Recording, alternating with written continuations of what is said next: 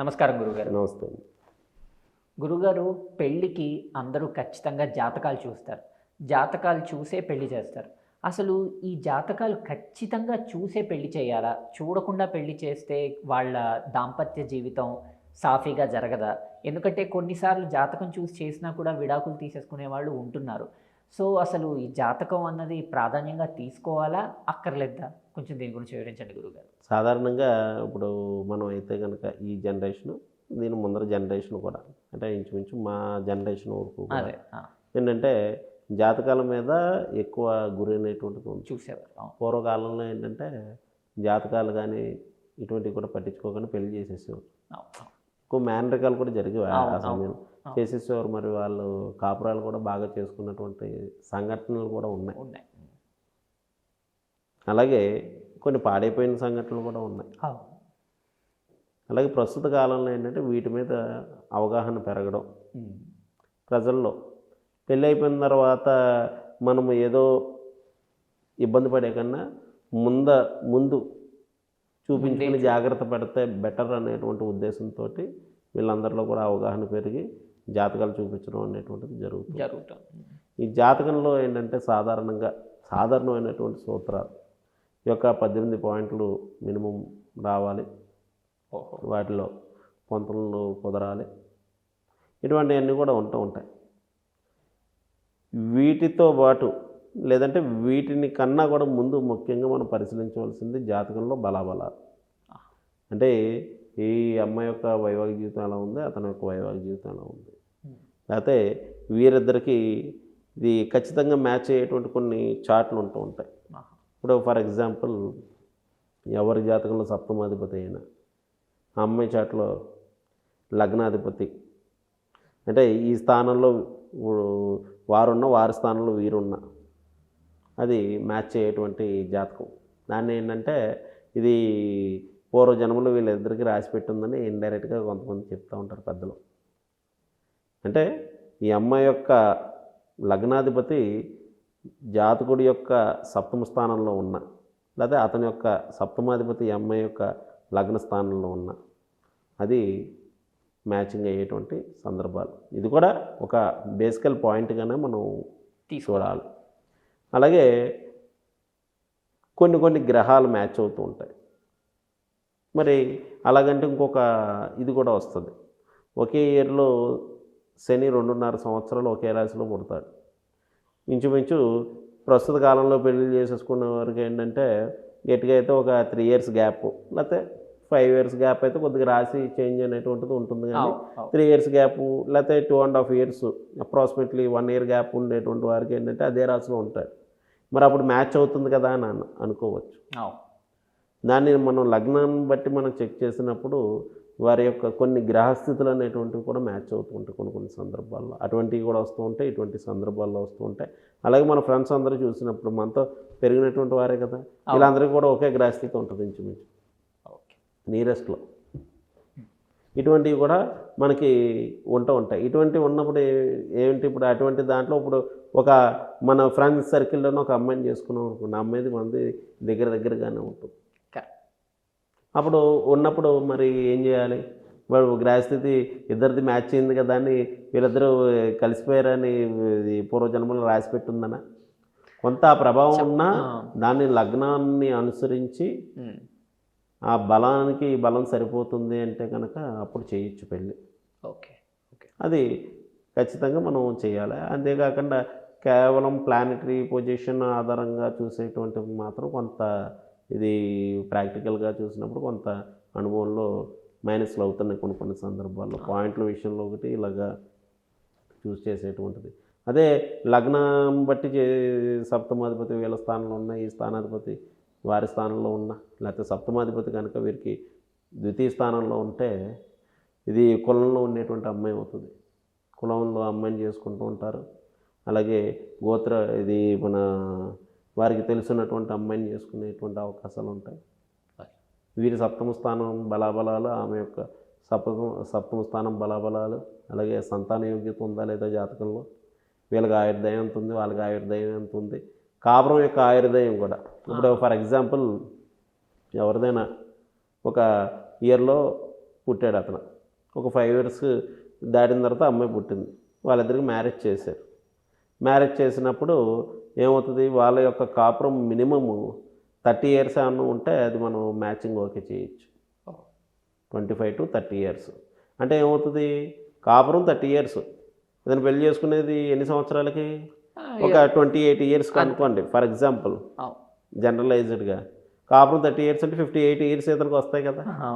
అంటే ఆ అమ్మాయి ఇంటూ -5 తీసేయండి. ఆ అమ్మాయికి ఒక 24లో మ్యారేజ్ చేశారనుకోండి, ఆ అమ్మాయి కాపురం వయసు 30 సంవత్సరాలు అనుకోండి, అప్పుడు 54 మినిమం పర్వాలేదు. ఇది మధ్యమ కాపురంగా మనం ఇది ఓకే చేయొచ్చు. ఇంకా బాగుందంటే ఇంకా మంచిది.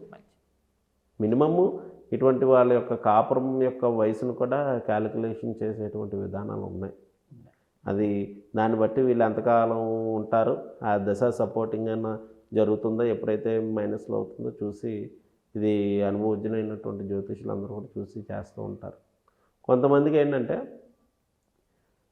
కొంతమంది పెళ్ళిళ్ళు చేస్తూ ఉంటారు. వారి చేతుల్లో కనుక పెద్దలు ఉంటూ ఉంటారు. పెద్దలు వాళ్ళిద్దరికీ ఇది జాతకాలు చూడకుండా వాళ్ళకి పెళ్ళిళ్ళు చేసిన సక్సెస్ అవుతుంటే, వారి యొక్క చేతి మహిమ, వారి యొక్క ఆశీర్వచన మహిమ, వాళ్ళ యొక్క మనస్సు అనేటువంటిది చాలా పవిత్రంగా ఉండేటువంటి వ్యక్తులు ఎవరికైతే ఉంటుందో, వారు ఎప్పుడైతే ఇటువంటివి చేసినప్పుడు కూడా ఒక్కొక్కసారి బైపాస్ అవుతూ ఉంటాయి.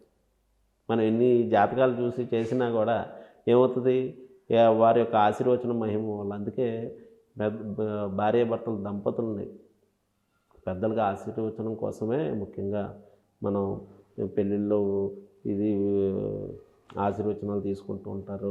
అలాగే మనకి ఇది పెద్దలు ఎవరైనా సరే వీళ్ళ యొక్క పుట్టినరోజుకి కానీ పెళ్లి రోజుకి కానీ ఇటువంటివి చేసేది ఆయుర్బలం పెరగడానికే. స్త్రీకి సౌభాగ్యం, పురుషుడికేమో ఆయుర్బలం పెరగడం, ఇవన్నీ కూడా ఇదే.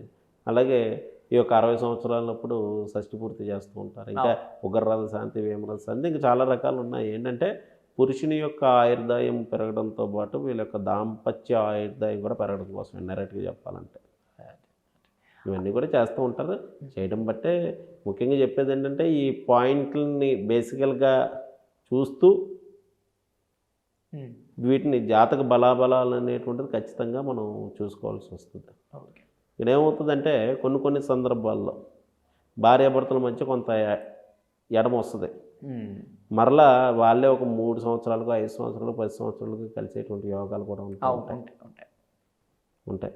మరి అటువంటివి ఉన్నాయో లేదో కూడా చూడాలి. ఇప్పుడు ఇది ఇంకొకటి ఏంటంటే, దేశ కాలమాన పరిస్థితులు కూడా మనం అబ్జర్వ్ చేయాలి. ఫర్ ఎగ్జాంపుల్, ఇప్పుడుండే జనరేషన్కి పూర్వకాలంలో మనం మదర్స్ టైంలో ఉండేటువంటి జనరేషన్ డిఫరెన్స్ చాలా తేడా. ఇప్పుడు చూసేటువంటి ఏదైతే మనం డైవర్స్ అని చెప్తున్నామో, పూర్వకాలంలో అటువంటి కాంబినేషన్ వచ్చిందనుకోండి, అప్పుడు ఏమవుతుంది, భార్యాభర్తల మధ్య గొడవ అయ్యేది. వారు ఏ సమాజం కోసమనో, లేకపోతే వారి యొక్క కుటుంబం కోసమనో, సంతానం కోసమనో, లేకపోతే వాటి కోసం కాపురం చేసేవారు. అది తర్వాత ఏమైంది, ఫస్ట్లో చెరపట్లు అనేటువంటి ఉన్నా తర్వాత కాలంకి వచ్చేటప్పటికి ఒకరి గురించి ఒకరు జీవించడం అనేటువంటి మనం చాలా సందర్భాల్లో చూసాం. అదే ఇప్పుడు ఆ కాంబినేషన్ ఇప్పుడు వచ్చిందనుకోండి, మాట్లాడితే మనకు ఉండేటువంటి ఈ యొక్క ఇది ప్రస్తుతం ఉండేటువంటి కొన్ని చట్టాలు కావచ్చు, ఇంకోటి ఏమన్నా వచ్చి ఏదైనా అవ్వచ్చు, ఏమవుతుందంటే ఇది ఎక్కువ దీన్ని ప్రోద్బలం చేస్తున్నట్టుగా చెప్పచ్చు. అంటే మరీ టూ మచ్గా ఇబ్బందులు పడితే మనం దాన్ని చెప్పచ్చు, కానీ చిన్న విషయాలకు మాత్రం మనం ఎక్కువగా దీన్ని ఇది అంత ఎక్కువగా తీసుకొని అవసరం లేదు. అంటే దానికి ఏంటంటే జాతక బలాబలాలు చూస్తూ వీటిని అన్నింటినీ కూడా పరిగణలోకి తీసుకోవడం మంచిది. అదే ఒకవేళ జాతకం చూసుకోకుండా పెళ్లి చేశారంటే వాళ్ళకి ఏమైనా సెపరేట్ పూజలు అలాంటివి ఏమైనా చేయాల్సి వస్తుందా సార్, లేదంటే నార్మల్? అన్నింటికీ కూడా పరిష్కారాలు అనేటువంటివి ఉండవు. ఒక సర్టెన్ వీటికి ఉంటాయి. కొంతమందికి ఏంటంటే మనకి బాల్య, యవ్వన, కౌమార, వృద్ధాప్య దశలు అనేటువంటివి ఉంటూ ఉంటాయి. యవ్వనంలో కొన్ని ప్లానెట్స్ కాంబినేషన్స్ ఉంటూ ఉంటాయి. ఆ యవ్వనంలో ఉన్నంతసేపు వీళ్ళు బాగా కొట్టుకుంటూ ఉంటారు. ఆ ఏజ్ ఎప్పుడైతే దాటిపోయిందో చాలా వరకు ఆ యొక్క ప్రభావం తగ్గిపోతుంది. ముఖ్యంగా కుజదోష ప్రభావం కానీ, అలాగే శుక్రదోష ప్రభావం కానీ, ఆ యవ్వనం ఎప్పుడైతే దాటిందో చాలా వరకు ప్రభావం తగ్గిపోయి అదే మరి ఆ గ్రహస్థితి పనిచేయదంటే పనిచేస్తుంది. యవ్వనంలో ఉండేటువంటి కారక గ్రహాల దుష్ప్రభావాలను ఉంటే యవ్వనంలో అనుభవించేస్తాడు. దాని తర్వాత దాని యొక్క ప్రాబబిలిటీ అనేటువంటి తగ్గిపోతుంది. ఇటువంటివి కూడా చూడాల్సి వస్తుంది. యవ్వనంలో ఏమన్నా వాళ్ళకి ప్రాబ్లమ్స్ ఉండి అప్పుడు మనం ఇది ఎక్స్పీరియన్స్డ్ ఆస్ట్రాలజర్ ఏం చేస్తారంటే, అమ్మ మీరు కంగారు పడకండి అని ఓపిక పట్టండి, చిన్న చిన్న ఏమన్నా ఉంటే మీరు సర్దుకుంటూ ఉండండి అని చెప్పి మేనేజ్ చేసినప్పుడు ఒక 2 సంవత్సరాలు 3 సంవత్సరాలు ఆగారనుకోండి, లోపల సెటిల్ అయిపోతుంది. ఇలాగా జరుగుతూ ఉంటుందన్నమాట. అంటే వీటిని అన్నింటినీ తీసుకుంటూ వాటిని కూడా మనం పరిగణలోకి ముఖ్యంగా జాతక బలాబలాలను బట్టి పరిగణలోకి తీసుకోవాల్సి వస్తుంది. ఈ పాయింట్ని బేస్ చేసుకుంటాం మంచిదే. కొన్ని సందర్భాల్లో నైదం తారలు వస్తూ ఉంటాయి. నైదం తారలతో ఒకటి చూసుకుంటూ ఉండాలి, వివాహ పొందడం ఒకటి చూసుకుంటే ఇది ఏంటంటే ఇదే హైలైట్గా ఆలోచించకుండా ఈ ప్లస్ జాతక బలాలను చూసుకుని చేసుకుంటమే బెటర్. ఓకే, ఇది ఈ రెండు కూడా రెండింటిని బ్యాలెన్స్ చేసుకోవాలి. ఇప్పుడు దీన్ని హైలైట్ చూసి ఇది పక్కన పెట్టేశారనుకోండి, ఒకసారి ఇది ఎక్కువ పనిచేస్తూ ఉంటుంది, జాతక ప్రభావం ఎక్కువ ఉంటుంది. కరెక్ట్. ఓకే, సో రెండు సమానంగా చూసుకుంటే దీనికన్నా జాతక బలాన్ని మనం చూసుకోవాలనేది ముఖ్యమైనటువంటి ఉద్దేశం అన్నమాట. ఎవరైనా సరే, ఇప్పుడు నేనే కాదు, ఏ ఆస్ట్రాలజర్ చూసినా జాతక బలాల్లో వాళ్ళ యొక్క వైవాహిక జీవితం సప్తమ స్థానం ఎలా ఉంది, కుటుంబ స్థానం ఎలా ఉంది, అలాగే వీరికి సంతాన స్థానం ఎలా ఉంది. కొంతమందికి సంతానం లేట్ అవుతూ ఉంటుంది, అది కూడా దీంట్లో కొంతవరకు మనకి తెలుస్తూ ఉంటుంది. తెలుస్తున్నప్పుడు వీళ్ళిద్దరికీ చేసుకోవచ్చమ్మా, కానీ కొద్దిగా సంతానం విషయంలో కొద్దిగా లేట్ అవుతుంది. కంగారు పడద్దు.